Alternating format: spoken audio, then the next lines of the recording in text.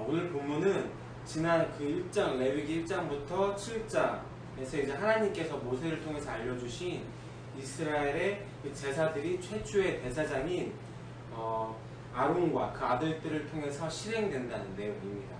이를 위해서 모세는 아론과 그 아들들과 회중을 회막에 소집하고 해당 그 제물들을 지참하게 합니다. 아론은 규례대로 자신을 위한 속죄제로 이 송아지를 그리고 번제를 위해서 숫 양을 드립니다. 모세가 아론과 회중들을 8째 날에 이 소집한 것은 이때부터 아론이 이스라엘 초대 대제사장으로서 그 첫 번째 임무를 수행해야 하기 때문이었습니다. 위임식이 치러지는 이 7일 동안은 아론과 그 아들들은 회막문을 나가지 못했습니다. 그 이유는 철저히 자신을 돌아보고 하나님께 집중하기 위함이었습니다. 그들은 7일 동안 매일매일 똑같은 위임제를 반복해서 드렸습니다. 이 8째 날 첫 제사를 위해서 반복 학습을 한 셈입니다. 그야말로 이제 그 기간 동안에 하나님은 그들이 세상 가운데 익숙해져 있던 것들을 버리고 새롭게 변화시켜서 그야말로 육과 혼과 영이 모두가 거룩한 그런 하나님의 사람으로 다시 거듭나기를 원하셨을 것입니다. 하나님께서는 때로는 우리를 고립시키기도 하고 험난한 훈련 과정 가운데 두기도 하십니다. 거룩한 사명을 감당하기 위해서는 반드시 필요한 훈련의 과정입니다. 하다못해 전쟁을 위해서 나가는 그 군사들조차도 정말 피나는 훈련을 받게 됩니다. 더 깊숙한 곳으로 가야 할수록 그 훈련의 강도는 세질 수밖에 없습니다. 위험한 일이 도사릴수록 더욱더 강하게 훈련시킬 수밖에 없습니다. 어느 기간 동안에 세상과의 분리는 우리 자신을 객관화시켜볼 수 있는, 그래서 반드시 필요한 시간이기도 합니다. 이렇게 하나님께서는 준비된 사람을 사용하십니다. 또 하나님께서 택하십니다. 그리고 하나님께서 택한 이 사람들을 준비시켜서 사명을 맡기시는 것이 바로 하나님의 방법입니다. 위임식이 8일째가 돼서야 이 제사장 시무식이 거행되어집니다. 아론의 첫 번째 임무 수행입니다. 하지만 그 전에 할 일이 있었습니다. 그것은 집례하는 이 제사장을 위한 속죄제와 번제를 드리는 일이었습니다. 그 일은 사실 위임식 7일 동안 내내 아까도 이야기했지만 행해지는 일이었습니다.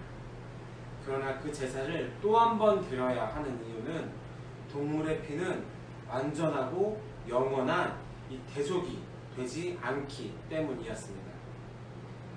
불완전한 제물로 죄가 온전히 없어지는 것이 아니기 때문이었습니다. 예수님의 보혈만이 구속을 성취할 수 있고 아론은 속죄제와 번제를 다시 드렸는데 이때 속죄제와 번제는 제사장의 죄를 대속할 뿐만 아니라 백성들의 죄마저 속할 수 있는 효력이 있었습니다. 대제사장으로 임명된 아론의 첫 임무는 백성을 위해서 속죄제와 번제, 화목제 그리고 소제를 드리는 일이었습니다. 이렇게 길고 긴 시간이 흐르고 나서 하나님의 거룩한 일을 감당할 이 제사장들이 드디어 탄생하게 되었습니다. 그것은 바로 8일째 되는 날이었습니다. 하나님의 사명을 세상을 해치우듯이 이 경제성과 효율성을 따져서 후다닥 해버리고 이런 것만을 강조해서 그르쳐서는 안 된다는 이런 정신 또한 이 가운데 있는 것 같습니다. 모세가 한 말이 있습니다. 오늘 여호와께서 너희에게 나타나실 것이라. 여기서 우리는 한 가지 분명히 알아야 할 것이 있습니다. 하나님이 하라고 명령하신 것을 할 때에 하나님의 영광이 임한다는 것입니다. 우리는 하나님의 영광을 노래하고 있는데 과연 우리는 어떠한 영광을 위해 정말 살아가고 있는가 생각해 봤으면 좋겠습니다. 하나님의 명령하신 것을 할 때에 하나님의 영광이 임합니다. 다시 말하면 하나님의 명령대로 하나님의 방식대로 할 때에 그곳에서 비로소 하나님의 영광이 드러나는 것입니다.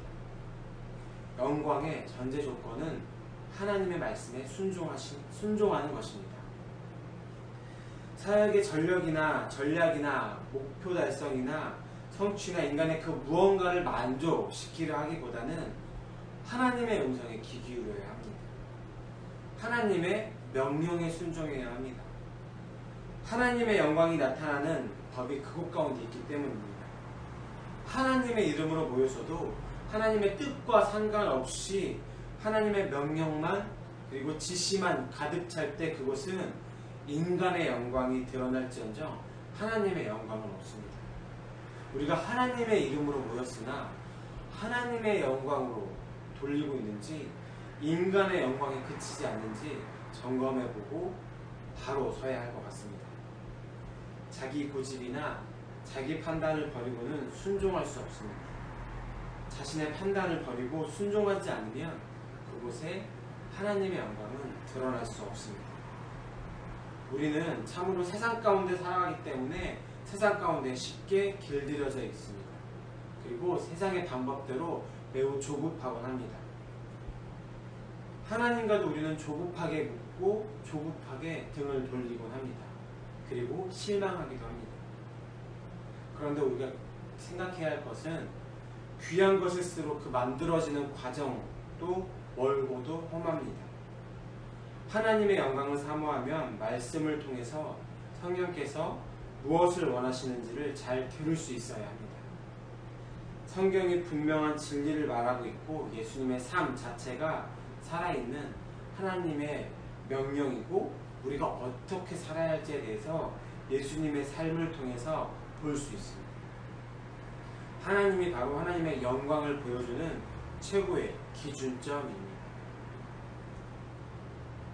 고집이나 습관 또는 편견을 내려놓고 온전히 우리가 하나님께 그 말씀 앞에 순종하기를 소망합니다. 나의 뜻을 꺾는다라는 것들은 굉장히 어려운 일입니다. 계획을 수정하는 것도 죽기보다 싫을 수도 있습니다. 내가 목표한 바를 내려놓는 것도 나의 정말 피와 뼈를 깎는 아픔이 존재할 수 있습니다. 무엇보다도 자신이 바라고 원하는 것을 포기하고 자신을 포기하는 것과 마찬가지이기 때문에 이것은 너무나도 어려운 일입니다. 그러나 그것을 접고 수정하고 포기하지 않으면 나의 영광만 남아있을 수밖에 없습니다. 그런 것들을 떨쳐내기를 소망합니다. 그리고 하나님의 말씀을 따를 때 우리는 비로소 하나님의 영광을 드러낼 수 있습니다. 성경과 성령이 지시하는 바를 우리가 바라보고 그곳에 내 눈과 마음이 있는 우리의 삶의 한 장이 되기를 소망합니다. 그리고 우리 삶 가운데서 나의 영광이 아니라 저의 영광이 아니라 하나님의 영광을 경험하고 돌릴 수 있는 우리 삶이 되기를 간절하게 소망합니다. 기도하시겠습니다.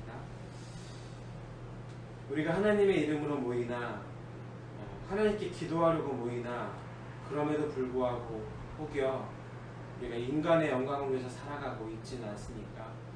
주님, 오늘 이 시간 가운데서 기도함 가운데서 하나님께 집중하는 가운데서 우리가 누구를 위한 영광을 위해서 살아가는가 바라보게 하시고 나의 영광도 아니고 인간의 영광도 아니고 주님의 영광을 위해서 살아갈 수 있는 우리 공동체 되어지게 허락하여 주시옵소서.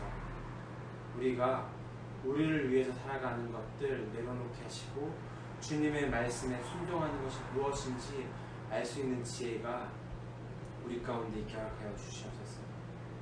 오늘 또한도 우리에게 맡겨주신 그 사명들 가운데 능히 감당해낼 수 있는 우리 삶이 되게 하시고 오늘 하루 동안도 하나님께 영광 돌리며 살아갈 수 있도록 허락하여 주시옵소서. 이 모든 말씀 예수님의 이름으로 기도했습니다.